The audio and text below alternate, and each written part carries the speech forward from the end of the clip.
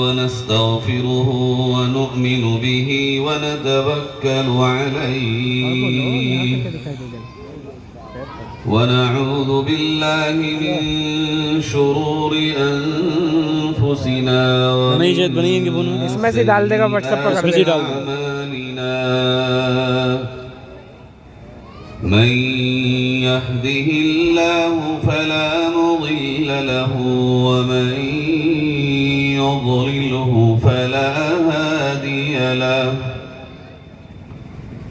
ونشهد أن لا إله إلا الله وحده لا شريك له ونشهد أن سيدنا وسندنا وحبيبنا وشفيعنا وإمامنا ومقتدانا ومولانا محمدا عبده ورسوله وبارك وسلم تسليما كثيرا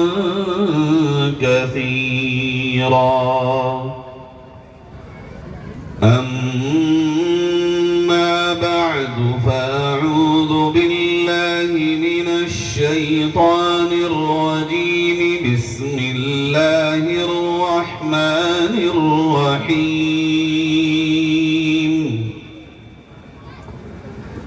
إن المسلمين والمسلمات والمؤمنين والمؤمنات صدق الله مولانا العظيم. درود شریف پڑھ لیں. اللهم صل على سيدنا وعلى آل سيدنا ومولانا محمد كما صليت على إبراهيم وعلى آل إبراهيم إنك حميد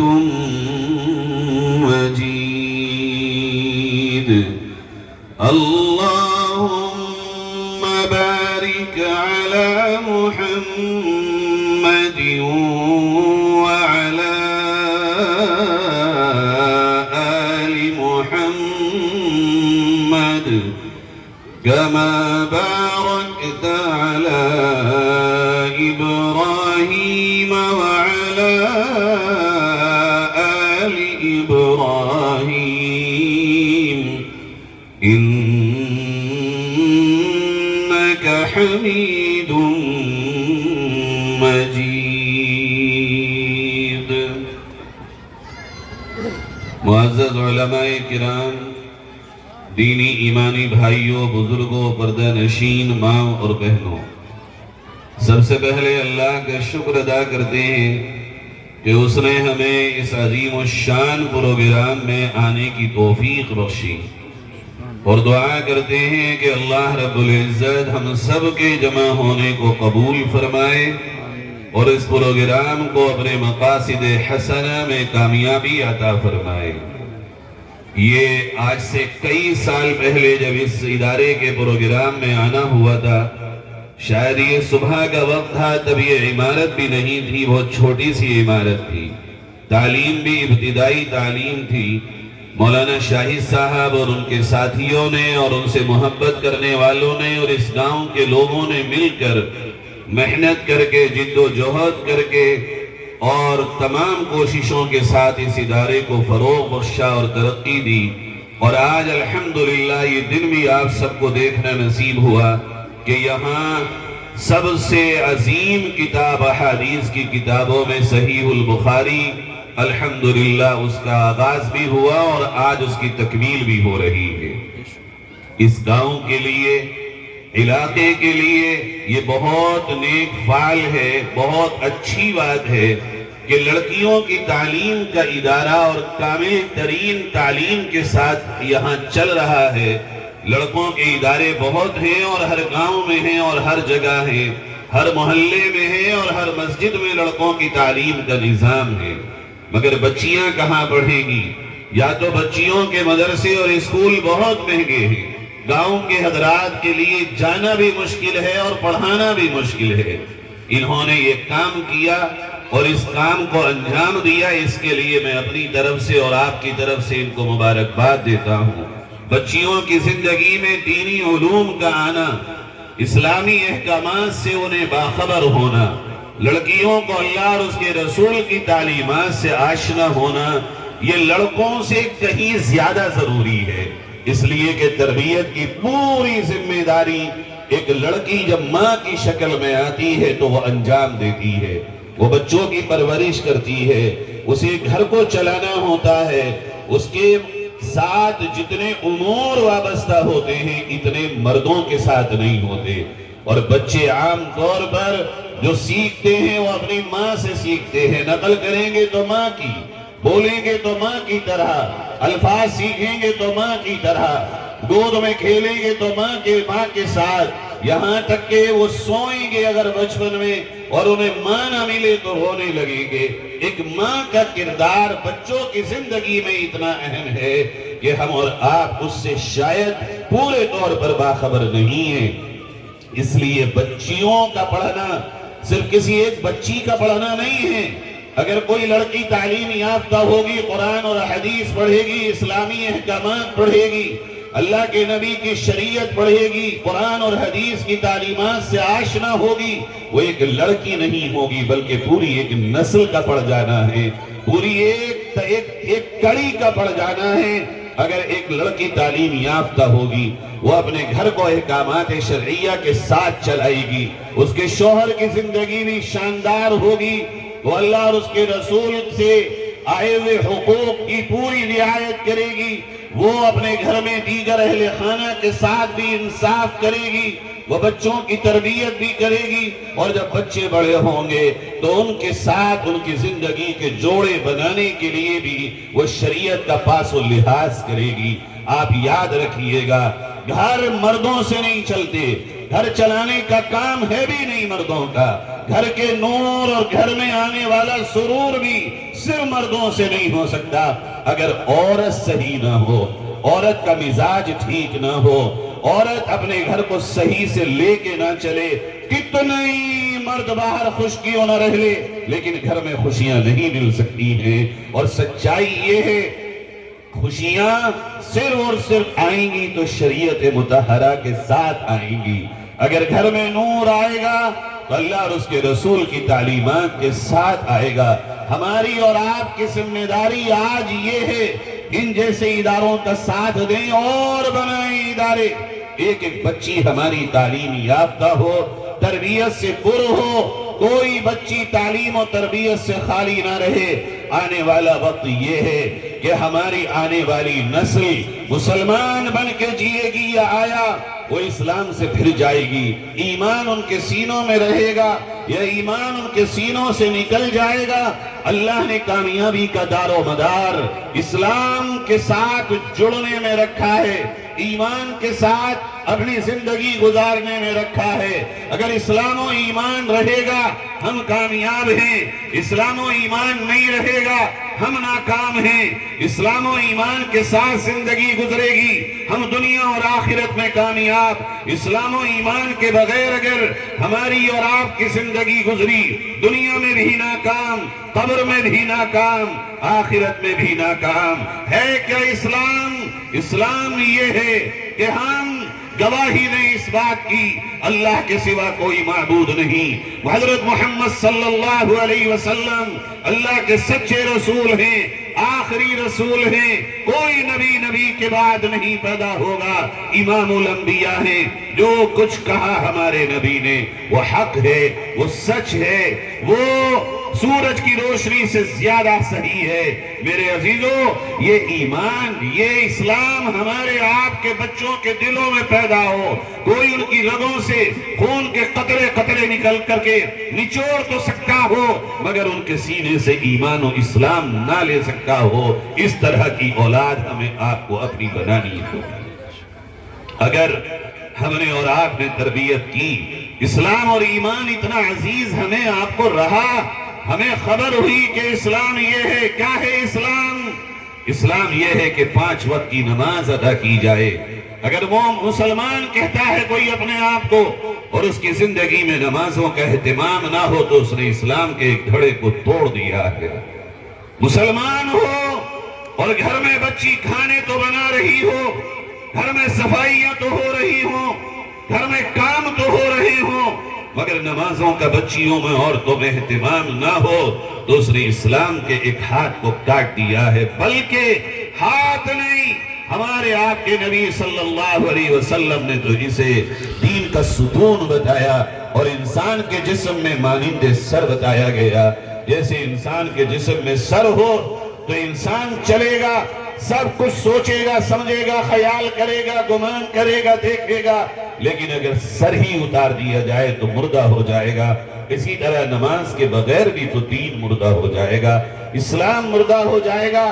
زندگی میں نماز ہی نہ ہو، کھیت میں ہو ہم، اذان ہو رہی ہو، برابر میں کھیت اسلام کو نہ ماننے والے کا ہو، ہم بھی کام کر رہے ہوں، وہ بھی کام کر رہا ہو، نبی نے فرمایا تجھ میں اور اس میں فرق کرنے والی، شناخت کرنے والی، پہچان کرانے والی چیز کہ تو مسلمان ہے اور وہ مسلمان نہیں ہے، یہ نماز ہی تو تھی۔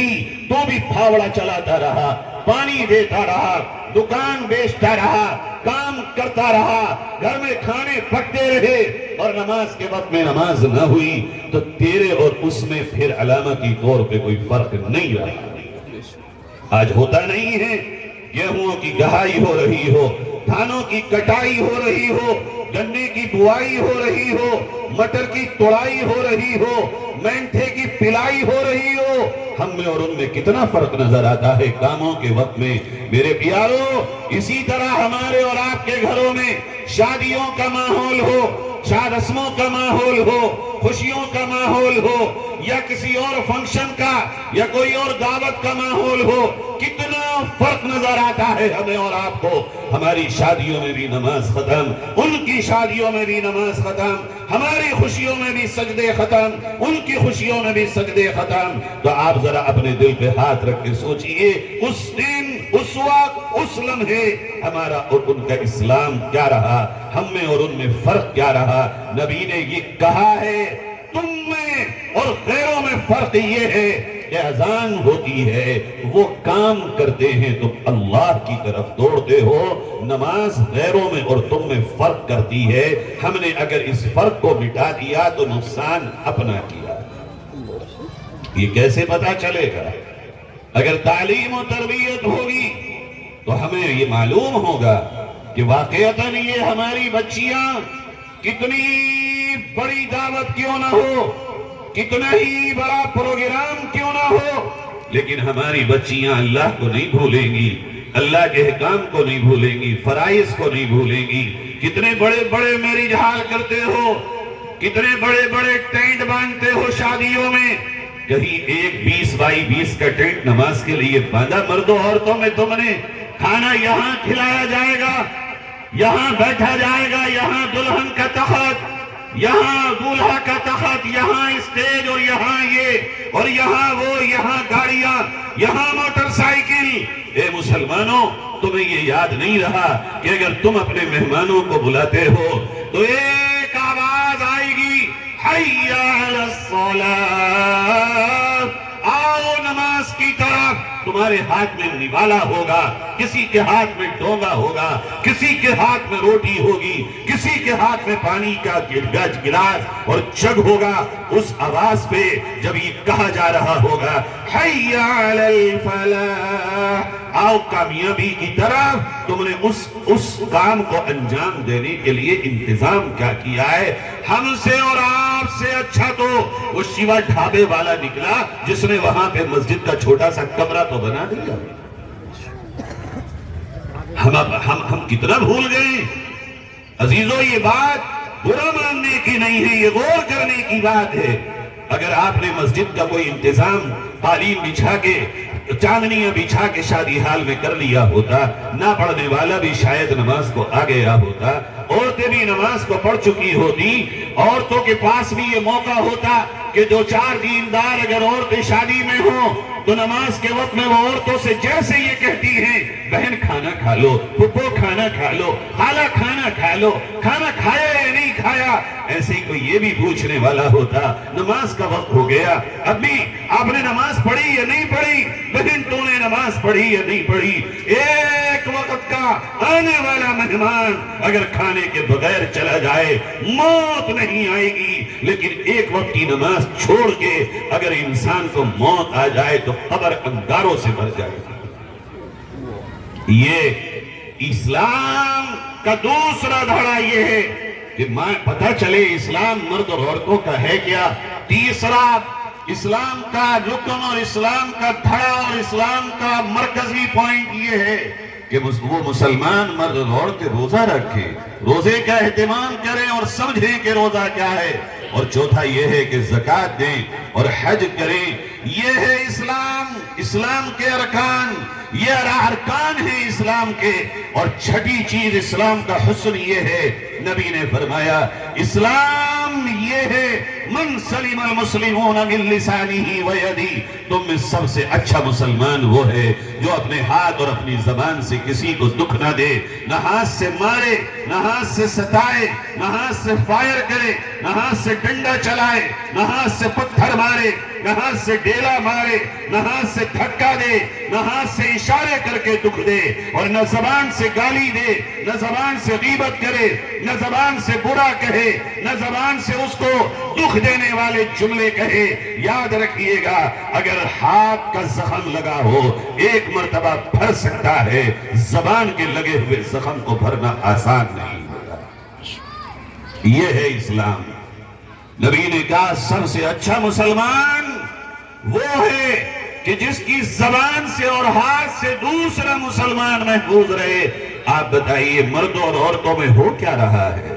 हर चौराहा एक दूसरे की बुराइयों से भरा पड़ा हो, हर मजलिस में गीबत हो रही हो, हर चार लोग जब बैठते हो तो किसी की इज्जत उछालते हो। ये है मुसलमान आम।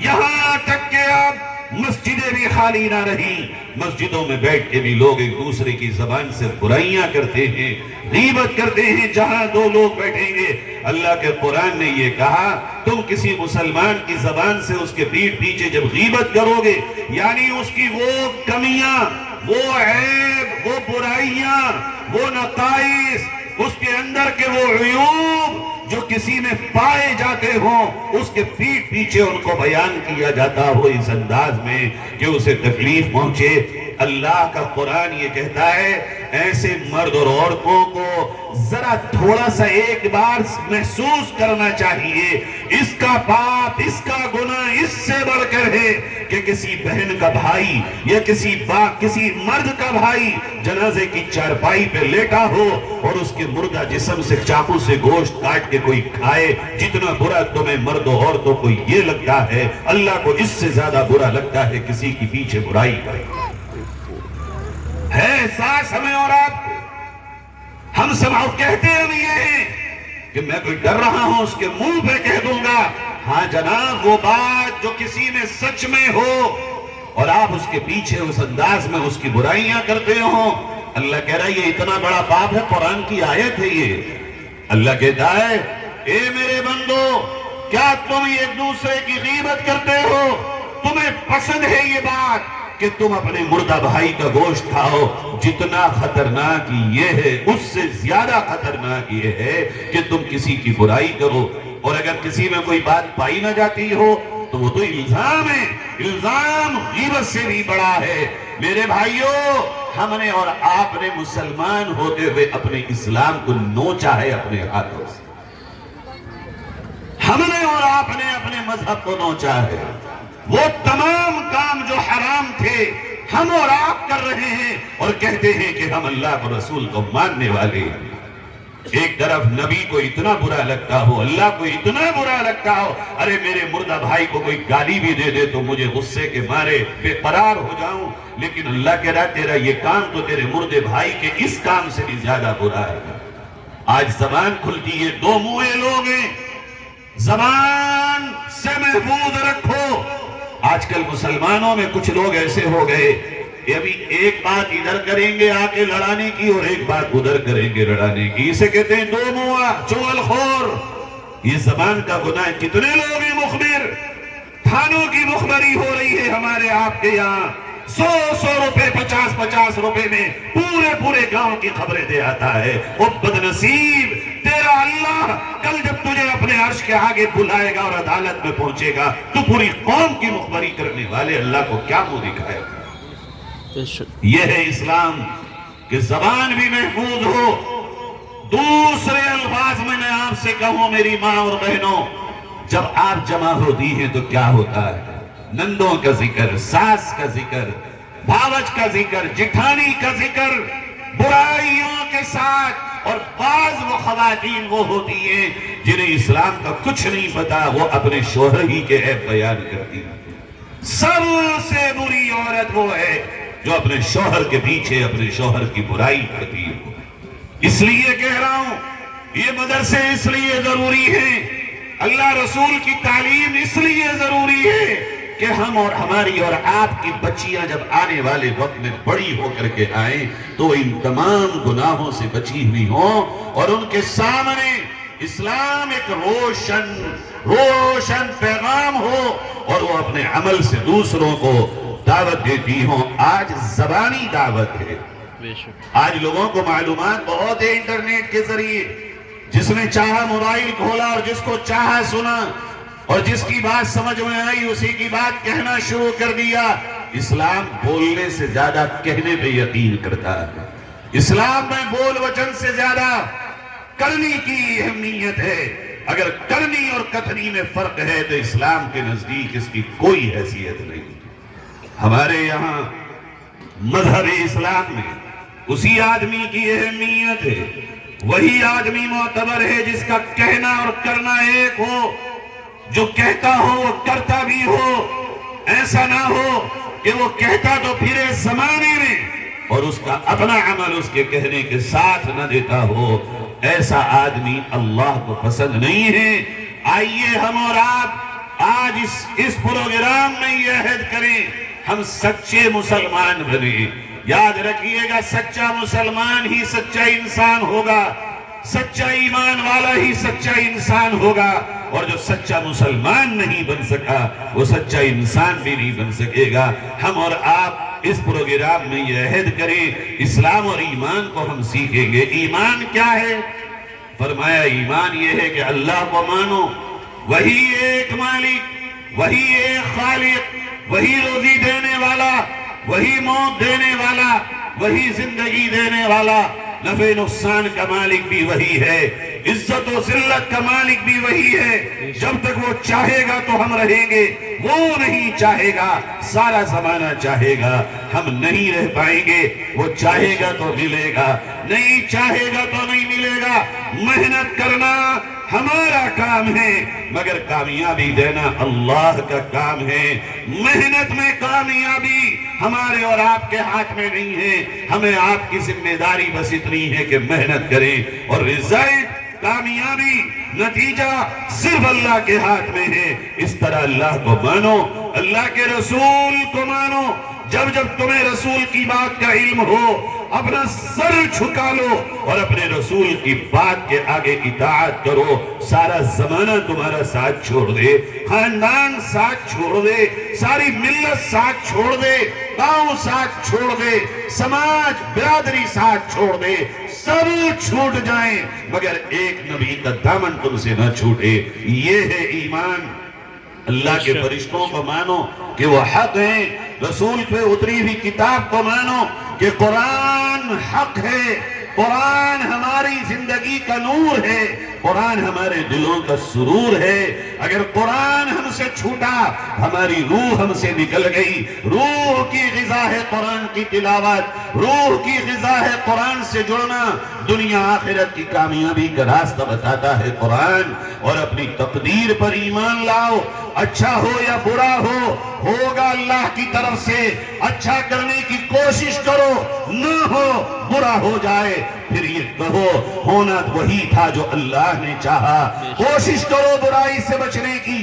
اگر نہ بچ سکو, مال میں نقصان ہو, دکان میں نقصان ہو, ہونے کے بعد یہی کہو کوشش بہت کی, ہوا وہی جو اللہ نے چاہا. اور پھر موت پر ایمان رکھو کہ مرنا ہے, اور موت کے بعد ایک دن قبر سے اٹھائے جاؤ گے, حساب ہوگا, اللہ کی عدالت میں پہنچو گے.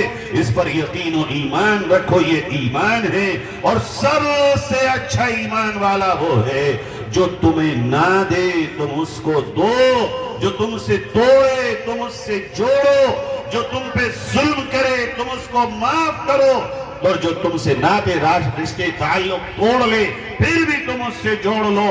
جو تمہارے ساتھ برائی کا معاملہ کرے تم اس کے ساتھ اچھائی کا معاملہ کرو. ایمان کی اعلیٰ کوالٹی یہ ہے. اللہ نے قرآن میں کہا ان المسلمین والمسلمات والمؤمنین والمؤمنات, اسلام لانے والے مرد, اسلام لانے والی عورتیں, ایمان لانے والے مرد, ایمان لانے والی عورتیں, قناعت کرنے والے مرد, قناعت کرنے والی عورتیں, سچ بولنے والے مرد, سچ بولنے والی عورتیں, صدقہ کرنے والے مرد, صدقہ کرنے والی عورتیں. اور اس آیت میں اللہ نے 10 صفات, 10 کوالٹیز, 10 باتیں, 10 عادتیں, 10 احکام, 10 کام بتائے ہیں کہ اگر یہ تمہارے اندر پائے جائیں. یہ 22 پارے کے دوسرے رکوع کی پہلی آیت ہے. اپنے گھروں میں جا کے قرآن کھولنا, اور جسے اردو کا ترجمہ آتا ہو وہ اس کو پڑھنا کہ آج مولوی کچھ بتا کے گیا ہے, لاؤ دیکھو تو صحیح قرآن میں وہ کون سی 10 چیزیں ہیں. آپ کو اندازہ ہوگا کہ یہ 10 باتیں, 10 کام, 10 عادتیں, 10 صفات, 10 عملیے کوالٹیز جو اللہ نے قرآن میں بتائی کتنی پیاری پیاری ہیں. پھر اگر وقت ہوتا میرے پاس میں آپ کو 10 کو کھول کھول کے بتاتا. مجھے آدھے گھنٹے کا وقت ملا ہے جس میں سے 2-4 منٹ زائد ہی ہو چکے ہیں. میں اتنا کہتا ہوں جس میں یہ 10 عادتیں ہوں یا جو ان 10 کاموں کو اپنا لے, 10 باتوں کو اپنا لے, اللہ یہ کہتا ہے کہ ہماری طرف سے اس کے لیے مغفرت کا اعلان ہے. مغفرت کا مطلب جہنم سے آزادی, مغفرت کا مطلب جنت کا حقدار, مغفرت کا مطلب قبر کو جنت کا کیاری بنا رہنا, مغفرت کا مطلب موت ایمان پر آنا, مغفرت کا مطلب اللہ کے عرش کے سائے میں جانا, مغفرت کا مطلب نبی کے حوض کوثر سے جام کوثر کا پی لینا, مغفرت کا مطلب قیامت میں نبی کی شفاعت کو پا لینا, مغفرت کا مطلب روز محشر نبی کی زیارت و دیدار کر لینا, مغفرت کا مطلب جنت میں اللہ کا دیدار ہو جانا. میرے بھائیوں, اور ساتھ میں اجر عظیم کا وعدہ ہے. اللہ سے دعا ہے رب تعالی ہمیں اور آپ کو ان 10 صفات سے متصف فرمائے. وآخر دعوانا ان الحمدللہ رب العالمین.